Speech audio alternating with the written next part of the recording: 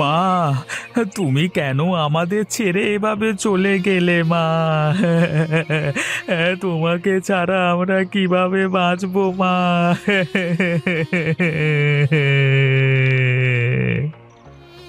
মা, তুমি আমাদের ছেড়ে এভাবে যেতে পারো না মা। তুমি ফিরে এসো মা, ফিরে এসো।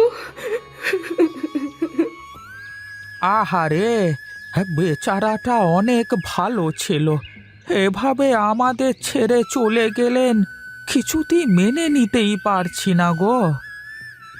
ভালো মানুষ বেশি দিন পৃথিবীতে থাকে না রে। ভালো মানুষেরা সব সময় দুনিয়া ছেড়ে এইভাবেই চলে যায়। চল চল, দেরি করে লাভ নেই, লাশটাকে নিয়ে কবরস্থানে কবর দিয়ে আসি। মহেশ, শান্ত হও, শান্ত হও, তোমার মায়ের কবর দেওয়ার ব্যবস্থা করতে হবে তো। নিতাই, তুই গিয়ে দেখ কোমর কাটা কত দূর হলো।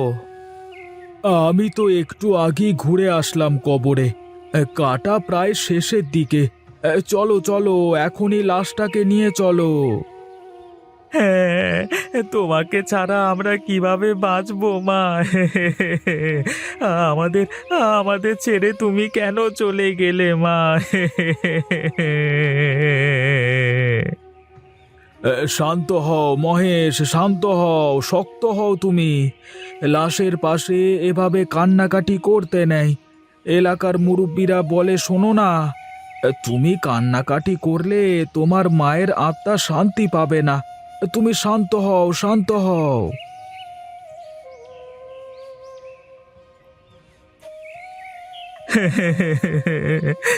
আমার আমার সব কিছু শেষ হয়ে গেল।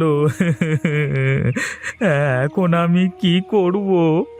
আহ, আমার মা আমাদের ছেড়ে কেন চলে গেল? কে আমাদের আদর করে খোকা বলে ডাকবে? মহেশ, আর কাঁদিস না বাবা, এত কাঁদলে তুই অসুস্থ হয়ে যাবি তো। এই চল চল, বাড়িতে চল, বাড়িতে তোর বউ ছেলে মেয়েরা অপেক্ষা করছে। গিয়ে তাদের পাশে সান্ত্বনা দে তুই, শক্ত হয়ে তোর পরিবারের পাশে দাঁড়া। হ্যাঁ মহেশ, তুই যদি এভাবে ভেঙে পড়িস তাহলে তোর পরিবারকে সামলাবে কে? শান্ত হ, শান্ত হ, এত ভেঙে পড়িস না বাবা। মানুষ চিরকাল বেঁচে থাকে না, একদিন না একদিন মানুষকে এই পৃথিবীর মায়া ছাড়তেই হয়। নিজে শক্ত হয়ে মায়ের জন্য দোয়া কর, যাতে তোর মা ওপরে ভালো থাকে, বুঝলি? হ্যাঁ মহেশ, কান্না বন্ধ কর, চল চল বাড়ি চল। তোর বউ ছেলে মেয়েরা তো বাড়িতে একা একা আছে। এই চলো সবাই বাড়ি চলো।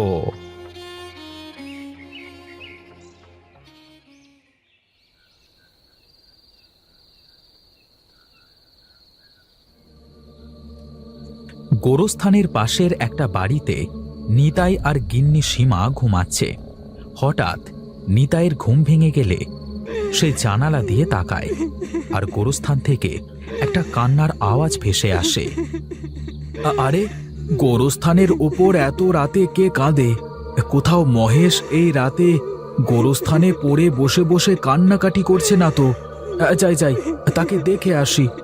গিন্নি, ওঠো ওঠো। এত রাত হয়েছে, এখন তো একটু ভালো করে ঘুমাতে দাও নাকি? সারাদিন ভূতের মতো খাটবো আর রাত্রিবেলা একটু শান্তিতে ঘুমাতেও দেবে না। আরে দেখোই না কি কাণ্ড, এই মহেশ মনে হয় গোরস্থানের উপর বসে বসে কাঁদছে। চলো তো গিয়ে দেখে আসি। এত রাতে পাগলামি না করে ঘুমাও তো, ওর তো খেয়ে দে কাজ নেই, রাত্রিবেলা গোরস্থানের ওপর বসে কাঁদবে। তুমি ঘুমাও তো, ঘুমাও। আরে আমি সত্যি বলছি, কে যেন গোরস্থানে বসে কাঁদছে। তুমি কালা নাকি? আওয়াজ শুনতে পাচ্ছ না? না না, আমি কোনো কান্নার আওয়াজ শুনতে পাচ্ছি না। তুমি ঘুমাও, আর আমাকেও একটু ঘুমাতে দাও। হঠাৎ করে কি যেন একটা নিতাইয়ের জানালার পাশ দিয়ে চলে যায়।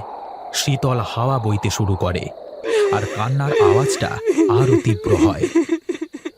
তাহলে তুমি শুয়ে থাকো, আমি গেলাম। গিয়ে দেখে আসি কে বসে বসে কাঁদছে। এরপর খাট থেকে নেমে আস্তে আস্তে ঘরের দরজা খুলে হাঁটতে হাঁটতে গোরস্থানের কাছে যায়। আরে এ কি, কান্নার আওয়াজটা কোথায় গেল? আর এখানে তো কেউ নেই। হঠাৎ করে সবকিছু এমন স্তব্ধ হয়ে গেল কেমন করে? এখানে বেশিক্ষণ থাকা যাবে না। যাই যাই, ঘরে যাই।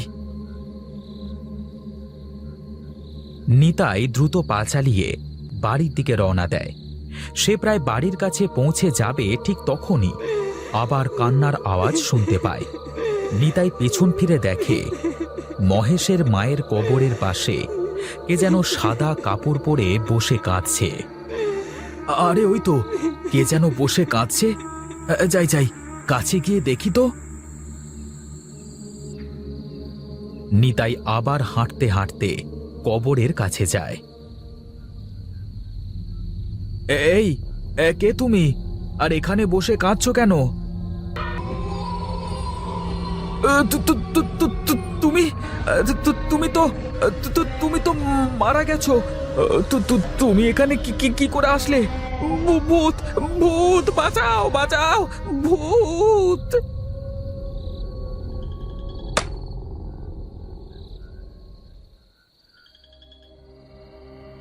আরে, চিৎকার করে উঠলো মনে হলো। মানুষটাকে নিয়ে আর পারি না। কি হলো, গিয়ে দেখে আসি তো। এরপর সীমা দ্রুত ঘর থেকে বেরিয়ে উঠানে এসে দেখে নিতাই সেখানে পড়ে আছে। এই, কি হয়েছে তোমার? কথা বলো, চোখ খোলো। কি হয়েছে তোমার? কথা বলো না। মানুষটা তো আমার সাথে কথা বলছে না। এখন আমি যে কি করি? যাই, আমি পাশের বাড়ি থেকে রঘুকে ডেকে আনি। এরপর সীমা নিতাইকে সেখানে রেখে হাঁটতে হাঁটতে রঘুর বাড়িতে যায়। এই রঘু দাদা, রঘু দাদা, একটু এদিকে এসো না। দেখো না, তোমার নিতাই দাদা কি যেন হয়েছে। কি হয়েছে ভাবি? তুমি এত রাতে আমার বাড়িতে? আমার সাথে একটু চলো তো, তোমার দাদার কি যেন হয়েছে। সে কি, এত রাতে দাদার আবার কি হলো? গিয়ে দেখি তো, চলো।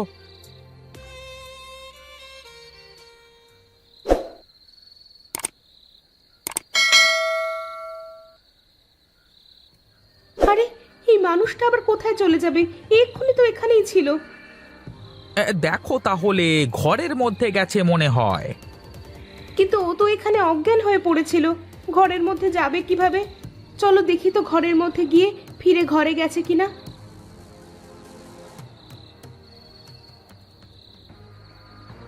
এরপরে রঘু আর সীমা ঘরের মধ্যে গিয়ে দেখে নিতাই চৌকির উপর শুয়ে আছে।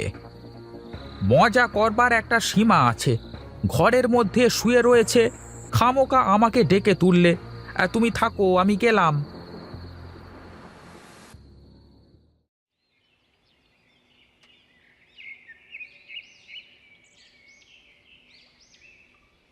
সকালবেলায় মহেশ তার মায়ের কবর দেখবার জন্য এসে দেখে তার মায়ের লাশ কবরের বাইরে পড়ে আছে।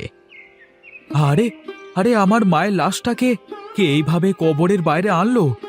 যাই যাই, লোকজন ডেকে আনি।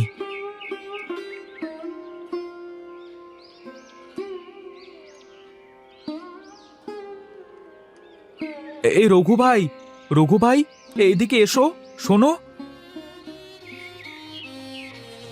কি হয়েছে মহেশ ভাই? আমি গিয়েছিলাম মায়ের কবর দেখতে। গিয়ে দেখি মায়ের লাশটা কবরের বাইরে পড়ে আছে। কি করে হলো কিছুই তো বুঝতে পারছি না। আরে কোনো চিন্তা করো না, এরকম হয় মাঝে মাঝে। রাতে হয়তো বা শেয়ালে তোমার মায়ের লাশটাকে বাইরে বের করে রেখেছে। চলো চলো, সবাই মিলে গিয়ে আবার মাটি চাপা দিয়ে আসি, চলো।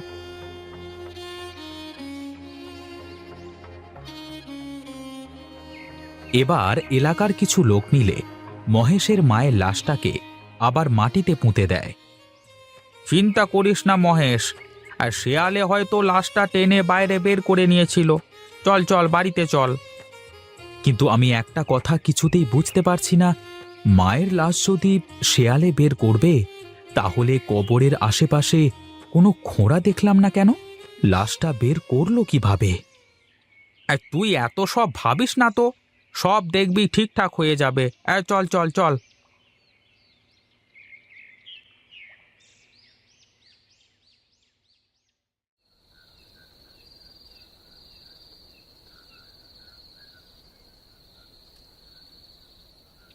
কি গো, তুমি কি নিয়ে এত ভাবছো?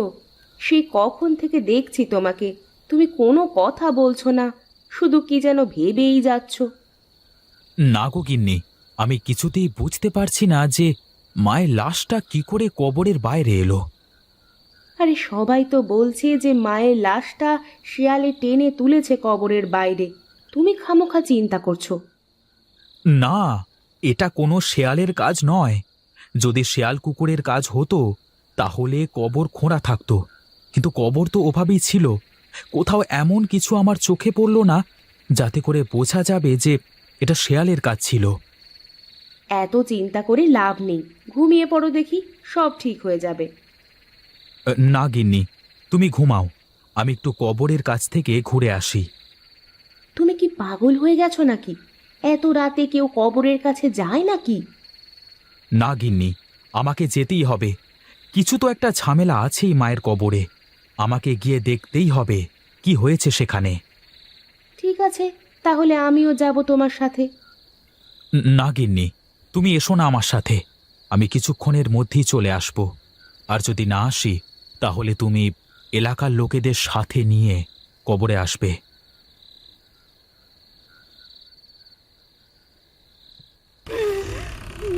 নিতাই আর তার গিন্নি সীমা ঘরে শুয়ে আছে। হঠাৎ গোরস্থানের মধ্য থেকে তীব্র কান্নার আওয়াজ নিতাইয়ের কানে আসে। নিতাই সোজা হাঁটতে হাঁটতে গোরস্থানের মধ্যে প্রবেশ করে, আর সাথে সাথে ঠান্ডা হাওয়া বইতে শুরু করে, আর বুড়ির আত্মা নিতাইয়ের শরীরে প্রবেশ করে। নিতাই চোখ দুটো লাল হয়ে আসে। ঠিক তখনই মহেশ গোরস্থানে প্রবেশ করে। নিতাই, তুই এই সময়ে এখানে কি করিস? তার মানে তুই আমার মায়ের লাশটাকে কবর থেকে উঠিয়ে রাখিস, তাই না? তোকে আমি ছাড়বো না, হারামখোর। এই বলে মহেশ নিতাইকে মারতে অগ্রসর হয়। যেই না মহেশ নিতাইয়ের গায়ে হাত দেয়, অমনি মহেশ দূরে ছিটকে পড়ে। তুই কেমন ছেলে আমার, যে ছেলে তার মায়ের শেষ ইচ্ছে পূরণ করতে পারে না? এমন ছেলে দিয়ে কি হবে? মা, মা তুমি ফিরে এসেছো। আমার ভুল হয়ে গেছে মা, আমাকে তুমি ক্ষমা করে দাও। কি তোমার শেষ ইচ্ছে আমাকে বলো মা, আমাকে বলো। তখন সেখানে গ্রামবাসীদের সাথে করে শেফালি এসে উপস্থিত হয়। আমি জানি কি মায়ের শেষ ইচ্ছে ছিল। মায়ের লাশটা সবাই বাবার কবরের কাছে নিয়ে গিয়ে মাটি দাও, তাহলে মায়ের আত্মা শান্তি পাবে, তাই না মা? হ্যাঁ, আমি আমার স্বামীকে কথা দিয়েছিলাম যে আমি মারা গেলে আমাকে তোমার কাছে মাটি দেবে, কিন্তু তোরা আমার কোনো কথা রাখতে দিলি না। আপনার কথা আমরা রাখবো মা। এরপরে সবাই মিলে মহেশের মায়ের লাশটাকে তার বাবার কবরের পাশে কবর দেয়, আর নিতাইয়ের ভেতর থেকে বুড়ির আত্মা বেরিয়ে মুক্ত হয়ে যায়।